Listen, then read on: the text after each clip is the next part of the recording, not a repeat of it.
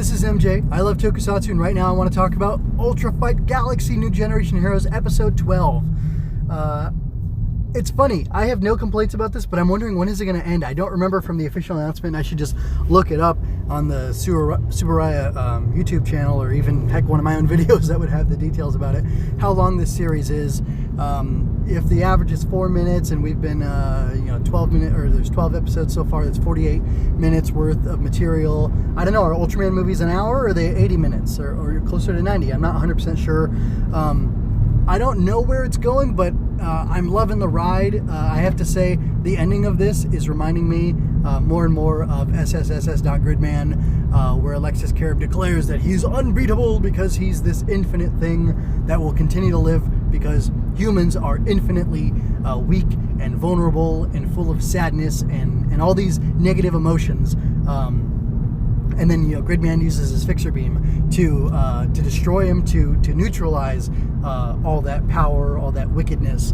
And gosh, it's such a neat theme. And I see that something that's recurring here because Ultra Dark Killer is a kaiju. And then as he's about to be defeated, he pulls out more hate from within inside of himself. And he turns that into more power, and he becomes a super kaiju. I don't even know what you would call it, but he becomes like double kaiju all the way, and he's even bigger. And yet the Ultras continue to fight, and there's this really neat thing. Taro comes along, he just teleports in there. He doesn't have to fly. Dude just teleports in and tells the other Ultras to focus their power on this Ginga, the one who has like the Shredder type helmet with the blueness going up on it and like the light up chest. I kind of think that's Ginga, but I don't know for sure. Anyway, he tells all the other Ultras to focus their power on him, and then he's gonna, do this thing. He gets this cool form. He gets bigger. He doesn't get as big as Ultra Dark Killer, but he does grow to a giant size. If he's not already gigantic, maybe he's getting gigantic-er. I'm not sure how that works. Again, I'm an Ultraman noob. But anyway, then he flies into him, and I think he hits his gut or his chest, and as he's driving into him and this force is propelling him, he's flaming, he's on fire with all the power of the other Ultras, and their bonds or whatever. They all declare together, "This is the power of our new generation," or something like that. And I really dig it. It's just so fun. Even if it's not it's a little pat. I don't even know what that word, I should look up what pat means, but it's a little trite or I don't want to say contrived, because the whole thing is contrived in and of itself if you really think about it. All fiction is contrived, right?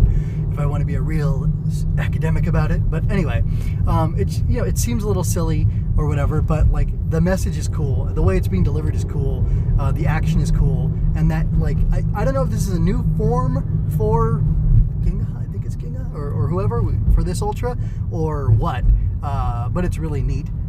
He looks like he has some of the Taro details, like some of the bolts on his suit and stuff, or on his body, because the Ultras are aliens and these are their bodies, right?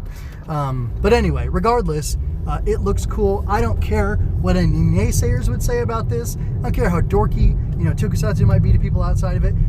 This is so great. It's it's so beautiful. It's so fun. And I absolutely love it, and I guess I'm a mark for Tokusatsu because this stuff just works on me, and I would love to see this whole thing as a movie and see how it would actually play, because it almost there's little bits of respite as it goes through, but it almost feels like it would be exhausting and draining to see. But the relay or the back and forth, the ping pong, the volley, I guess, going back and forth between the Ultras and Ultra Dark Killer and the Dark Ultras might be really fun to watch, and it might be just really exciting, and you might be on the edge of your seat for 20 minutes as they're going through back and forth, having this fight where the bad guys get powered up, then the Ultras get powered up, and then back and forth.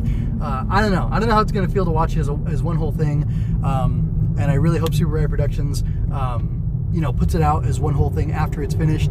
And who knows, if they don't, some enterprising person who enjoys these shows might just cut it together, because people do things like that.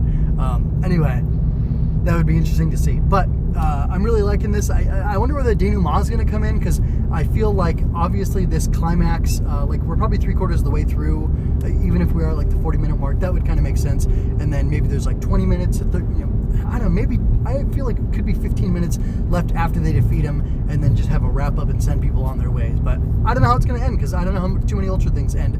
But I've been enjoying the ride so far. It's really great, really enjoying the show.